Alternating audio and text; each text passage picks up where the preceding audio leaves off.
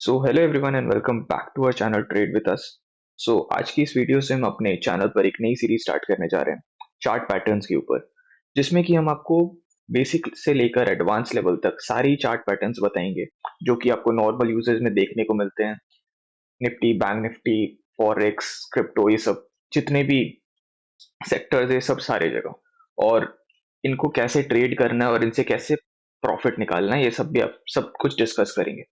और इस सीरीज के एंड होने तक मैं आपको ये एश्योरेंस जरूर दे सकता हूँ कि ये सीरीज पूरे देखने के बाद आपको कहीं और से भी चार्ट पैटर्न्स के ऊपर वीडियो देखने का जरूरत नहीं होगा, क्योंकि हम आपको बेसिक से लेकर सब कुछ बताएंगे जो भी आपको जरूरत है एक ट्रेड लेने में। ठीक है, तो आई होप आपको सब कुछ समझ में आए इस वीडियो में, लेकिन फिर भी अगर कुछ रह जाता है जो कि आपको समझने में प्रॉब्लम हो तो बिना सोचे कमेंट सेक्शन में कमेंट करना, या फिर हमें इंस्टाग्राम पर भी आप डीएम कर सकते हो। आपका सॉल्यूशन जरूर आपको भेजा जाएगा, या तो पर्सनली या तो फिर थ्रू वीडियो। ओके, तो चलिए शुरू करते हैं।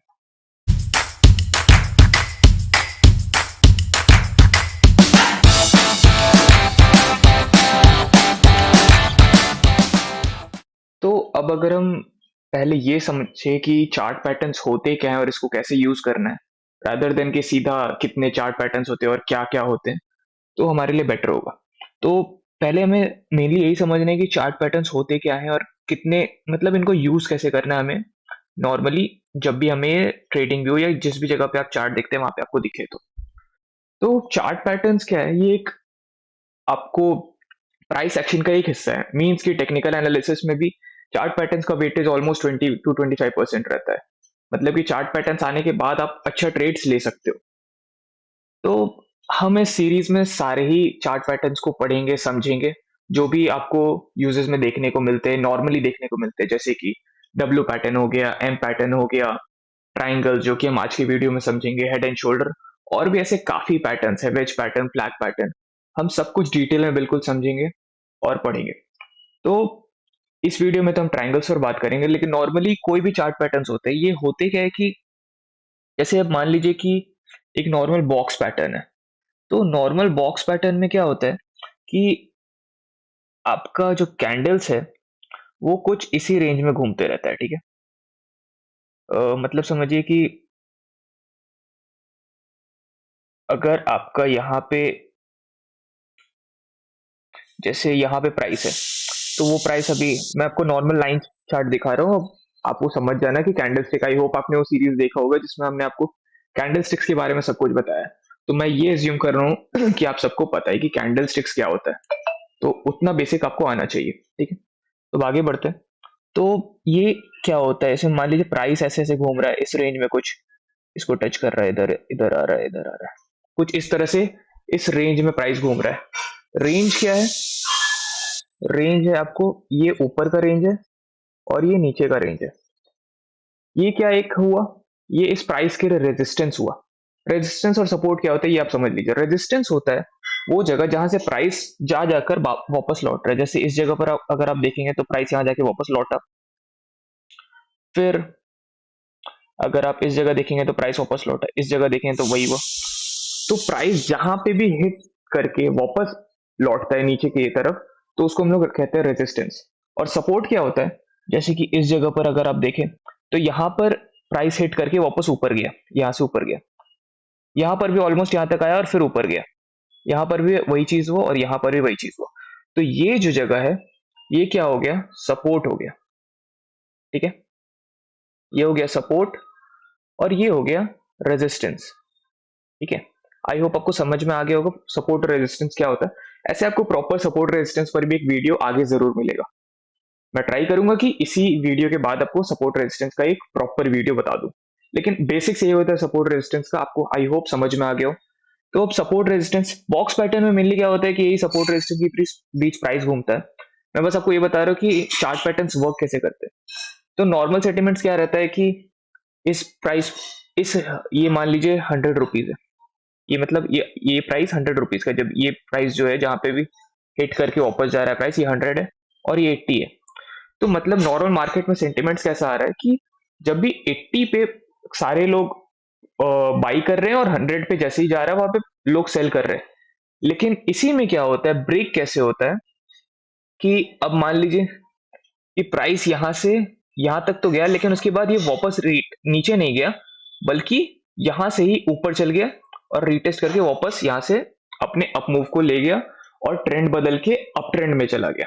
ठीक है, तो यहां पे क्या हुआ कि अब ये जो जगह हुआ ये एक सपोर्ट बन जाएगा। क्यों? क्योंकि इसने अपर रेजिस्टेंस को ब्रेक कर दिया। इसी को हम कहते हैं ट्रेडिंग के भाषा में ब्रेकआउट होना। मतलब कि 100 का जो प्राइस था, पहले प्राइस क्या हो रहा था, 80 और 100 के बीच में घूम रहा था, लेकिन अब क्या हुआ, 100 का प्राइस को मार्केट ने ब्रेक कर दिया और अब 100 का प्राइस क्या बन जाएगा, सपोर्ट। और अब क्या होगा, प्राइस वापस कहीं ऊपर जाएगा, मान लीजिए यहाँ करीब 120 तक गया और वापस हो सकता है यहीं तक आए, फिर कुछ अलग मूव ले, तो वो आगे का बात है, वो अब हम आगे समझेंगे। लेकिन आई होप आपको समझ में आया कि चार्ट पैटर्न्स वर्क कैसे करते हैं। अब 80 कोई सपोर्ट नहीं रहा, अब 100 एक सपोर्ट बन जाएगा और आगे प्राइस मूव करेगा और जो पैटर्न्स बनाएगा उसे हम समझेंगे। तो एक छोटा सा बॉक्स पैटर्न था, मैंने काफी डीप में आपको बता दिया बॉक्स पैटर्न, लेकिन हम इसको आगे भी पढ़ेंगे। तो चार्ट पैटर्न यही नॉर्मल सपोर्ट रेजिस्टेंस पर ही वर्क करते हैं, हम आगे जरूर इसे समझेंगे। ठीक है, तो चलिए अब बिना लेट किए हम ट्राइंगल्स पैटर्न पर चलते हैं, जो कि आज की वीडियो का मेन टॉपिक है। मैंने ये टॉपिक सिर्फ इसलिए समझा है क्योंकि आपको एक ओवरव्यू होना जरूरी है कि चार्ट पैटर्न्स क्या है और इसे कैसे ट्रेड करना है। कैसे ट्रेड करना है वो हम हर पैटर्न्स के रिलेटेड समझते जाएंगे, कोई पैटर्न समझेंगे उसके बाद उसको कैसे ट्रेड करना है ये समझेंगे। ठीक है, तो अब हम सीधा अपने सीरीज पर बढ़ते हैं और अब देखते हैं डिसेंडिंग ट्राइंगल के बारे में। ट्राइंगल 3 तरह के इसमें हमें ट्रेडिंग में मिलेंगे, डिसेंडिंग ट्राइंगल, असेंडिंग ट्राइंगल और सिमेट्रिकल ट्राइंगल। तो पहले हम पढ़ने वाले हैं डिसेंडिंग ट्राइंगल। ठीक है, तो ये है आपका डिसेंडिंग ट्राइंगल। ठीक है, इसमें क्या होता है, लोअर हाइज बनता है, मतलब कि आप इस फिगर पे पहले बाद में जाना, पहले आप ये समझो, प्राइस मान लो यहाँ पे है। ठीक है, फिर प्राइस यहाँ गया, फिर यहाँ आया, फिर यहाँ आया, फिर यहाँ, फिर यहाँ। अब इसके बाद फिर हो सकता है प्राइस कुछ मूव दिखाए, तो क्या हो रहा है ये हमें समझना है। प्राइस का मूवमेंट आपको समझ में आया होगा। अब आई होप आपको समझ में आ रहा होगा ये रेंज क्या है, ये मान लेते हैं 100 रुपीज का रेंज है, तो ये रेंज क्या है आप लोग को पता समझ में आ रहा होगा, ये है सपोर्ट एरिया। ठीक है, ये है सपोर्ट एरिया। अब डिसेंडिंग ट्रायंगल में होता क्या है कि प्राइस पहले मान लो यहाँ पे 180 पे था, अब प्राइस वापस 100 पर तो आया, लेकिन अब वो वापस 180 तक नहीं गया जैसे कि बॉक्स पैटर्न में हो रहा था। अब मान लेते हैं प्राइस यहाँ पर आपको 160 तक ही गया, मतलब ये जो रेंज है ये 160 है। फिर से प्राइस यहाँ पे हमें नीचे आते हुए दिखा 100 पर, लेकिन अगले बार प्राइस वापस 160 पे नहीं गया, ये मान लेते हैं वापस 145 ही तक गया, ये 145 है। अब क्या हुआ, प्राइस वापस 100 पर आया, लेकिन इस बार भी प्राइस पूरा ऊपर तक नहीं गया, मतलब पूरा 145 तक नहीं गया। अब प्राइस जो गया वो सिर्फ 125 तक गया। ये एक नॉर्मल मैं रेंज ले रहा हूँ, कुछ ऐसा परफेक्ट ऐसा कुछ, मतलब ये मत लगा लेना कि 20 का या 15 का ऐसा कुछ डिफरेंस पे ही जाता है। ठीक है, नॉर्मली मतलब जहां उसका प्रीवियस हाई था वहां तक मार्केट नहीं जा पाया। अब यहाँ ये क्या है, 125 ही तक गया। ठीक है, अब प्राइस जो यहाँ 100 पर आया, तो अब क्या होता है आपको ये चीज समझना है, इसमें हो क्या रहा है, मार्केट जो है वो लोअर हाइज बनाते जा रहा है। पहले हाई कितना था 180, उसके बाद हाई कितना हो गया 160, उसके बाद हाई कितना हो गया 145, उसके बाद हाई कितना हो गया 125। ठीक है, कैंडल स्टिक्स में भी हम समझेंगे, इस चार्ट में हम समझेंगे ये चीज को। ठीक है, लेकिन अभी यहां पे समझो, तो डिसेंडिंग ट्राइंगल का मेन पार्ट क्या है कि जो कैंडल्स है वो लोअर हाइज बनाते जाए और सपोर्ट वही इसका सेम रहा 100 पे। ठीक है, अब क्या होता है, अब इसको ट्रेड कैसे करना है ये चीज देखो, या फिर आप पहले कैंडल स्टिक्स को ही समझ लो। तो यहाँ पे जो अब ये कैंडल स्टिक्स है, अब इस चार्ट पे आइए। अब तो यहाँ पे आप देख रहे हैं यहाँ से प्राइस स्टार्ट हुआ, ये मान लेते हैं कि 200 का रेंज है। अब क्या हुआ, प्राइस वापस यहाँ तक तो गया, ये मान लेते हैं वही 100 है अपना, तो प्राइस वापस 100 तक तो आया, लेकिन वापस क्या ये अपने प्रीवियस जहां तक ये पहले था वहां तक गया, नहीं, ये मान लेते हैं आपको 150 तक ही आया। उसके बाद ये वापस नीचे आया, 100 तक आया वापस। अब ये क्या फिर से वापस अपने हाई तक गया 150 तक जो इसका प्रीवियस हाई था, नहीं, इसने फिर से एक लोअर हाई क्रिएट किया। अब इसे हम मान लेते हैं 120 मान लेते हैं। अब क्या हुआ, प्राइस वापस यहां तक आया और अब यहीं तक गया, तो क्या ये इसने अपने प्रीवियस हाई को टच किया? नहीं, इसने 110 ऐसा कुछ एज्यूम कर लेते 110 को ही टच किया। तो आपको समझ में आ गया होगा अब डिसेंडिंग ट्रायंगल क्या होता है। यही था डिसेंडिंग ट्रायंगल। अब इसको कैसे ट्रेड करना है ये हम समझते हैं। तो अब क्या होगा, ये डिसेंडिंग ट्रायंगल आपको बनते हुए दिख गया। अब ये कुछ इस तरह से नीचे की साइड ब्रेकडाउन देगा, ऊपर की साइड भी ब्रेकडाउन दे सकता है, लेकिन नॉर्मली ट्रेंड्स में क्या होता है, जैसे अब लोअर हाइज बनते जा रहा है, मतलब कि क्या है, बायर्स का आप थोड़ा थोड़ा सेंटिमेंट्स भी समझते जाओ, तभी आप मार्केट में अच्छे टाइम तक टिक पाओगे और लंबा पारी खेल पाओगे। आई होप आपको समझ में आ रहा हो। तो क्या है कि मार्केट में लोअर हाइज बन रहा है, मतलब पहले जो बायर्स था वो 180 तक ले गया प्राइस को, वापस 100 पर आया, फिर बायर्स 160 तक ही ले जा पाया, मतलब बायर्स का पावर थोड़ा कम हुआ, स्ट्रेंथ थोड़ा कम हुआ, वापस नीचे आया, फिर बायर 145 तक ले गया, मतलब स्ट्रेंथ फिर थोड़ा कम हुआ। तो इससे आपको क्या समझ में आ रहा है, सेलर्स का स्ट्रेंथ तो उतना ही है, वो वापस 100 तक ले जा रहा है, लेकिन बायर्स का स्ट्रेंथ धीरे धीरे कम होते जा रहा है, क्योंकि बायर्स वापस 180 तक थोड़ी ले जा पाया प्राइस को, या फिर से 160 तक थोड़ी ले जा पाया, हर बार थोड़ा कम होते जा रहा है। तो इसका मतलब क्या है कि प्राइस 90% चांस है कि अब वो नीचे की साइड ब्रेकडाउन देगा, और अब यहां से जैसे ही 100 के नीचे यहाँ पे एक रेड कैंडल यहाँ पे आपको अगर बनते हुए दिखे, एक रेड कैंडल से यहाँ पे आपको ब्रेकआउट होते हुए दिखे, तो हम यहाँ पे एक शॉर्ट का एंट्री बना सकते हैं। अब एंट्री लेने के दो तरीके हैं यहाँ पे, या तो ये जैसे ही ब्रेकडाउन दे आप यहाँ पे एंट्री ले सकते हो वॉल्यूम ये सब देख के, ठीक है, जैसे ही इसने नीचे की साइड ब्रेकडाउन दिया अपने सपोर्ट को, आप यहाँ पे एंट्री ले सकते हो शॉर्ट साइड का, या मतलब पुट बाई कर सकते हो। या फिर एक दूसरा केस ये भी होता है कई बार कि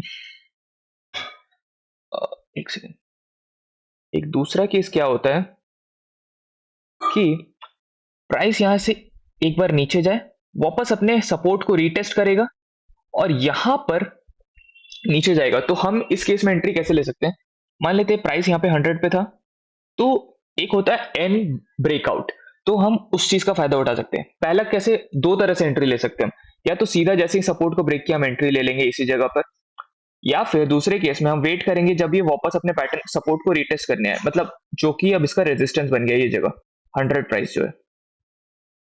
तो अब जैसे ही इसको रिटेस्ट करेगा हम इस जगह को मार्क कर लेंगे, और यहां पे जैसे ही ब्रेकआउट हुआ इस जगह पर, मान लेते हैं ये 95 है, हम यहाँ पे शॉर्ट साइड का एंट्री ले लेंगे, और 1:1 1:2 जो भी आपका रिस्क पर ट्रेड जो भी आप अपना समझकर अपना टारगेट सेट करवा लेना, और या फिर आप स्टॉप लॉस ट्रेल कर सकते हो, वो आपके ऊपर है। और बाकी रिस्क मैनेजमेंट के ऊपर वीडियोस आपको आगे मिलेगा जरूर, ठीक है। तो आई होप आपको डिसेंडिंग ट्रायंगल के बारे में सब कुछ समझ में आ गया हो। अब एक इसका हम एग्जांपल ले लेते हैं जो कि हमें हाल ही में देखने को मिला है बैंक निफ्टी में।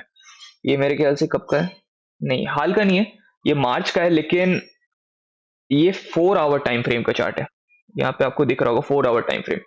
और एक चीज आप समझना कि कोई भी पैटर्न आपको जितने बड़े टाइम फ्रेम में दिखेगा उसका एफिशिएंसी उतना ही ज्यादा होगा। मतलब अगर आप 1 मिनट टाइम फ्रेम यूज कर रहे हो, उसमें आप डिसेंडिंग ट्रायंगल पैटर्न ट्रेड कर रहे हो, जैसे ब्रेकडाउन दिया नीचे की साइड आपने एंट्री लिया, तो हो सकता है आपको 5 ही पॉइंट मिले या 10 ही पॉइंट मिले, क्योंकि आप 1 मिनट में ट्रेड कर रहे हो, और 1 मिनट में जनरली स्कैल्पिंग किया जाता है।